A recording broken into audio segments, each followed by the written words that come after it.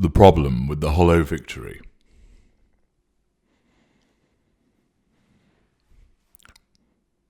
When you know that you're dealing with a narcissist, you must obey the first golden rule of freedom, which is when you know, you go, you get out, and you stay out.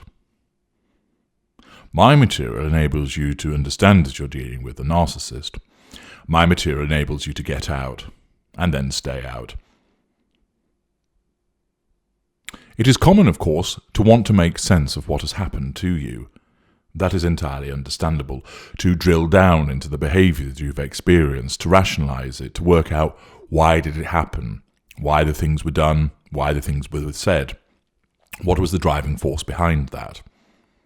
And so long as you are able to apply logic to it and start to make sense of it, then rationalising what has gone on in the past is, of course, part of your recovery.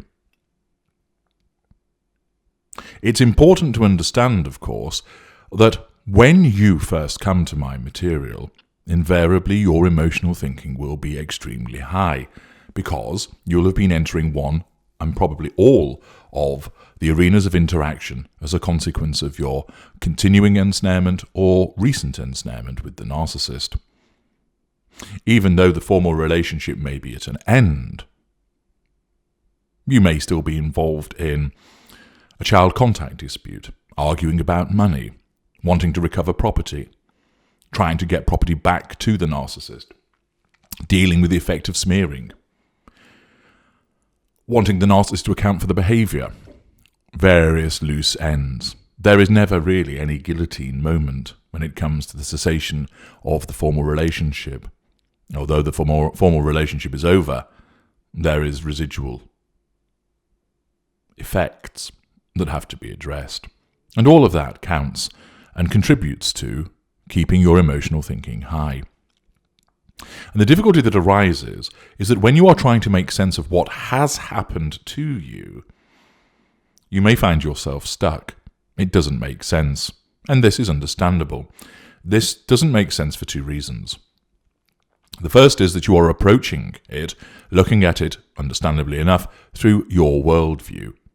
You are trying to make sense of our behaviours, thinking we are exactly like you, and we are not. We function, operate, and view the world in a different way, and you have to understand this. You won't like it, and you don't have to like it, but you need to understand that. Getting on board to understand that worldview, because it is, in a way, diametrically opposed to your own, is difficult. And then the second reason that doesn't help, of course, is the height of your emotional thinking, which clouds and obscures, which keeps trying to cause you to think about it over and over again, trying to get you to engage with the narcissist in some way, to get answers, to talk about the narcissist incessantly with friends and family, to snoop on the narcissist's social media, to hang around outside the narcissist's house to see who's actually there, to find out if there is another woman or another man, and so on and so forth. And this, of course, clouds your thinking, clouds your understanding, and makes it all the more difficult for you to absorb the alien concept. However, through the strict maintenance of a no-contact regime, you will reduce your emotional thinking, and then that allows you to apply the logic, to make room for the logic, and thus you can understand what has happened to you. And that gives you freedom. Note my emphasis on what has happened. Many people struggle with no contact for a variety of reasons, but one of them is it feels like a hollow victory. No contact is a victory over the narcissist. A proper, robust, total no-contact regime, utilising my work by staying out of the 5 arenas of interaction, is victory over us. It's a form of revenge. We hate no contact. It wounds us. It tells us that we don't matter, that we are unimportant. It wounds us. We are starved of the fuel that we so desperately need. It makes us feel insignificant, that we don't matter. It offends our sense of entitlement. Of course, the unaware narcissist doesn't think in such terms. The unaware narcissist believes that you're an awful person for ignoring them after they've been so good to you. How dare you not respond? That you're a disgusting and treacherous individual, rude, unpleasant. That you owe it to us to respond. That you should give us a chance to make things right. That you're in a relationship with us and you shouldn't just walk away from it. And 1,000 other reasons. You implement total no contact. That is a victory over the narcissist. But the problem for you is it often doesn't feel like it. Because the old enemy within tells you it's a hollow victory. You've defeated your enemy by staying off the battlefield. What kind of victory is that? Where is the vanquishing of your foe? Where is the part that you decapitated the enemy on the battlefield and held his head aloft for all to see, declaring, "The king is dead, long live the king," as you usurped your tormentor? That you put the coterie to the sword? That with avenging flames you gave the narcissist and his or her cronies a taste of their own medicine? That you made them pay for their behaviour towards you? You want to see how it impacts upon the narcissist. You want to hear how the narcissist is struggling. You want to see that the narcissist has lost his job, that the new relationship has gone off the rails, that he's losing friends, that people are turning his back on him, that his car has broken down, that he's gained weight and he can't fit into his skinny jeans any longer. It is common for you to want to have a victory where you see the effects of that victory.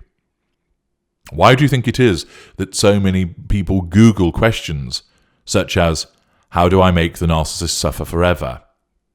What does the narcissist really feel when he's lost the real one? How can I torment the narcissist? Those are not questions that should be asked or even actioned on.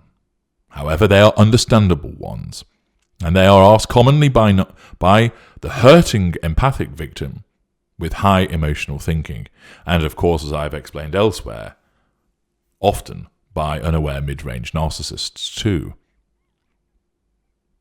But the bulk of people who ask those questions are sore, bruised, hurt, troubled, and they want some form of revenge against the narcissist.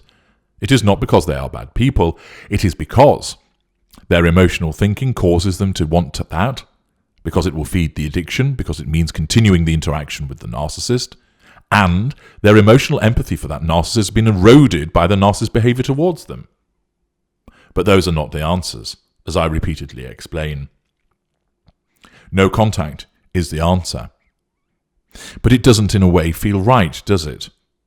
I want to see the narcissist suffer. I want to know that her life has fallen apart.